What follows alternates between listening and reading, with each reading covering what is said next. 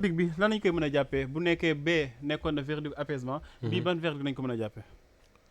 Alors am na un de mes collègues là Salif de Walf Quotidien qui me dit que Ousmane Sonko avait interjeté appel par l'entremise de maître Ousseynou Ngom. Maître Ousseynou Ngom. Donc la question que je posais, voilà la réponse. Oui. Alors verdict d'apaisement xam nga nag Ousmane kii Pape Makhtar. Oui. fii ci Sénégal bépp dogal. bu ñu fiy jël bu naan la conséquence. Ce serait que le principal opposant au régime, le principal challenger du camp au pouvoir du bokk élection présidentielle kooku moom yaakaaruma mu nekk apaisement. L'autre question que je me pose mooy c'est nous qui parlons d'apaisement. Les Sénégalais ñoom ñooy wax apaisement mais est-ce que le camp du pouvoir est-ce que ñoom dañu nekk ci logique gu apaisement. C'est une question que je me pose. Est-ce que le juge qui prononce son verdict daf koy prononcer parce que dafa nekk ci logique gu apaisement wala déet c'est une autre question. Mais li ma waxoon fii au départ. Oui. man moom laay wax ba léegi. moo di ne le juge bi juge en première instance. ñu naan xale la dafa manqué expérience ak affaire yi man quand j'ai lu et relu sa décision du ma juriste mais dama def constat bu yomb mooy waa ji dafa juger en tenant compte de son environnement. En tenant compte du contexte li ma bëgg wax foofu mooy lan. tey jii nii le juge en appel joxe na une décision boo xam ne dafa prononcer une condamnation pour diffamation wala pour injure mais en même temps peut-être que c'est pas nu ñu koy waxee sax du moom moo ko prononcé mais c'est la conséquence première de sa décision. La conséquence première de sa décision jusqu'à ce qu'on me dise autre chose parce que j'écoute les juristes ba xam lan lañ ci wax mais su ma jàppee ci li ñu wax depuis le début mooy la conséquence première de sa décision de condamner Ousmane Sonko à 6 mois de prison avec sursis c'est d'exclure de la prochaine présidentielle un candidat boo xam ne des milliers de Sénégalais moom la ñu tànn. moom la ñu tànn. Dans cette perspective-là je ne vois pas où on peut parler d'apaisement. Mais apaisement boo koy xaar da nga koy xaar ci ñi nga xam ne ñoom ñoo yor dogal gi. ñi mën a dogal mais ñi yor dogal gi mooy le pouvoir du président Macky Sall di ma gisee ñu koy defee depuis le début gisuma fenn foo xam ne posé nañ un acte boo mën a tuddee un apaisement. si ce n'est un appel au dialogue bu ñu woote boo xam ne ñëpp xam nañ la ci wëndu. dinaa si ñëw sax parce que contexte bi ak condamnation bi foog ñu taxaw si tuuti. mais tey jii Pape Sané xam nga bu ñuy naan procureur général ak procureur ki yooyu dañuy naan ñoom ñoo fi nekkal askan bi. donc tey dañuy wax aussi que ni procureur bi mi ngi jugee mi ngi en tout cas supérieur hiérarchique am. alors mooy ministre bi Pape jéggal ma ko rek parce que Pape Sané mi ma koy wax sànq quelqu'un d'autre vient de m'envoyer le texte. Oui. Et man j'aimerais bien que juriste yi éclairer ñu ci loolu. Parce que le texte dit quoi? L'alinéa 3 de l'article 29 du code électoral dispose: ne doivent pas être inscrits sur les listes électorales ceux qui sont condamnés à plus de 3 mois d'emprisonnement sans sursis ou à une peine d'emprisonnement d'une durée supérieure à 6 mois avec sursis. Alors j'aimerais bien que ñu wax ñu de quoi il s'agit su fekkee ne yow xam nga juriste bu ñu mën a éclairer ci loolu. D'accord. Parce que quand on me dit une peine supérieure à 6 mois mooy 6 mois yu teg. waaw wala déet. waaw mooy 6 mois yu teg. Mais là soit c'est 3 mois ferme wala 6 mois yu teg. Mais ce que j'ai entendu du juge bi prononcé enfin li ma lire dégg ko ci Me El Hadji Diouf ak Boubacar Sèye mooy 6 mois avec sursis la ñu wax. Alors s'il y a des juristes qui peuvent nous éclairer ce serait intéressant. Moi je n'ai pas la réponse. du ma juriste benn juriste ñu waxtaan si aussi di rappeler que ni ñu ngi jéem a jokkoo ak avocat Ousmane Sonko yi wala 29. article ban laa la wax sànq c'est l'alinéa 3 de l'article 29 ok du code électoral. non effectivement. yow bi nga ma envoyé c'est quoi moom la alinéa 3 de l'article 19 du code électoral. voilà moom la non.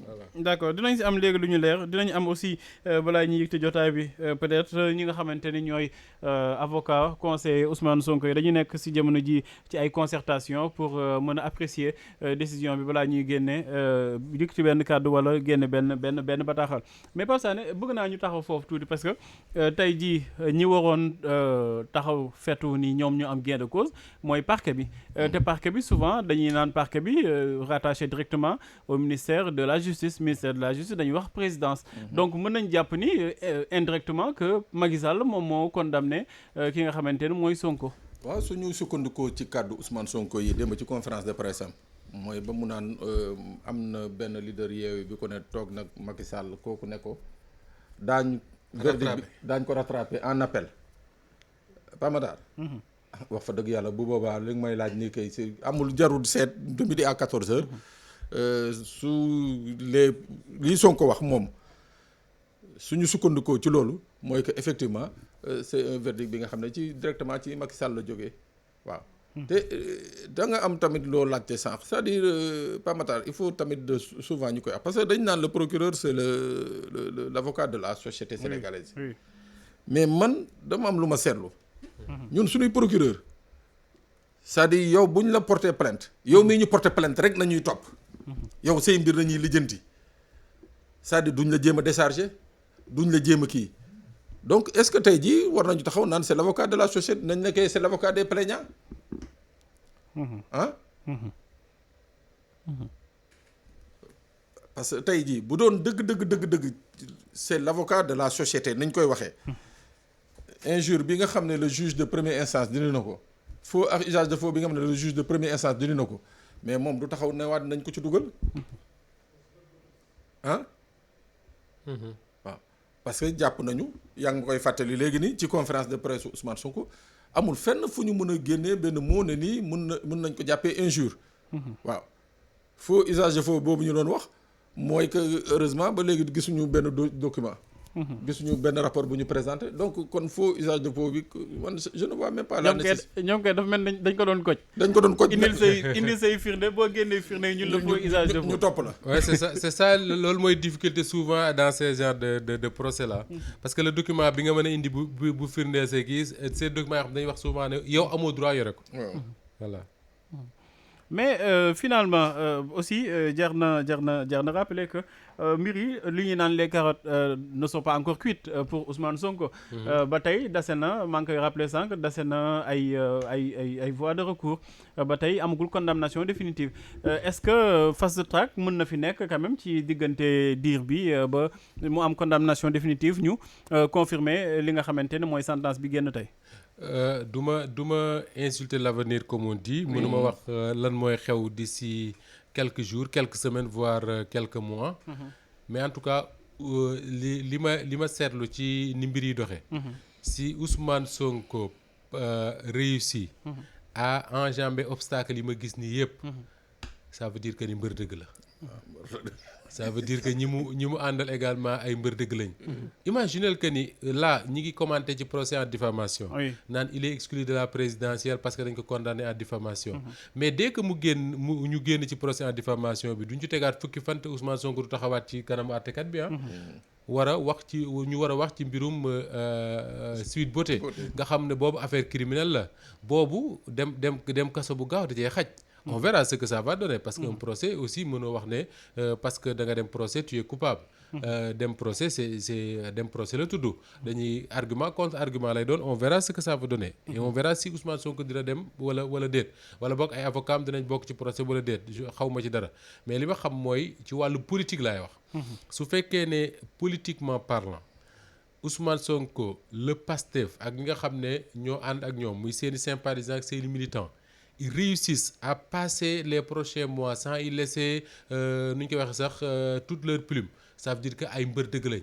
bul fàtte ne parti boobu l'essentiel de la tête pensante même de ce parti. ñi ngi actuellement en prison wala sous contrôle judiciaire. c'est vrai. ñi ngi actuellement en prison wala sous contrôle judiciaire.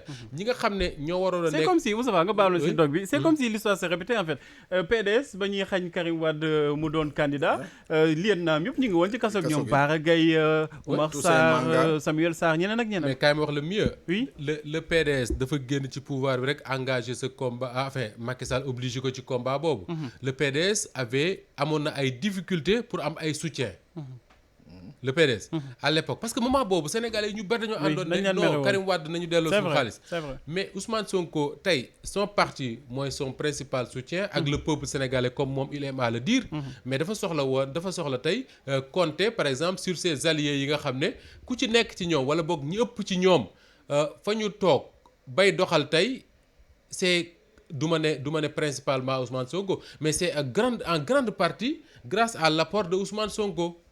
mais tey xoolal les alliés de Ousmane Sonko lu jëlal la Yewwi Askan Wi au moment bii may wax ak yow à ce moment précis mais la Yewwi Askan Wi moment bii mi ngi traversé ay contradictions yoo xam ne ba mu juddoo ba léegi mi ngi koy soog a dal est-ce que yaa ngi xool contexte yi ni mu demee contradiction yi Yewwi Askan Wi traversé moment bii ba mu juddoo ba léegi mi ngi koy doog a traversé parce que moment bii ngay dégg ñu naan la Yewwi Askan Wi am na kenn ci ñoom koo xam ne demoon na seeti Macky Sall guddi ñu naan la Yewwi Askan Wi am na ci ñenn ñoo xam ne d'accord nañ pour dem ci dialogue bi am ñoo xam ne d'accorduñ pour dem ci dialogue bi j'ai entendu tey même je l'ai lu dégloo guma entretien bi yëpp le maire de Dakar mu wax ne comment est-ce qu'il a dit le pape que ni Ousmane Sonko parfois il faut savoir faire preuve d'élégance dafa inviter Ousmane Sonko au forum de Dakar Ousmane Sonko a refusé de venir nga dégg loolu ci diggante Ousmane Sonko ak Barthélémy Diaz ça veut dire que ni c'est le début des contradictions moment bi nga xamee ne Ousmane Sonko wax la ko ak mu bañ la ko wax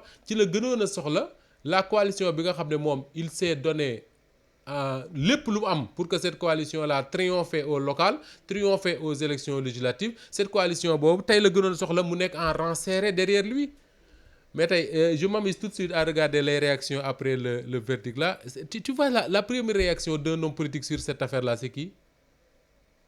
Aminata Touré.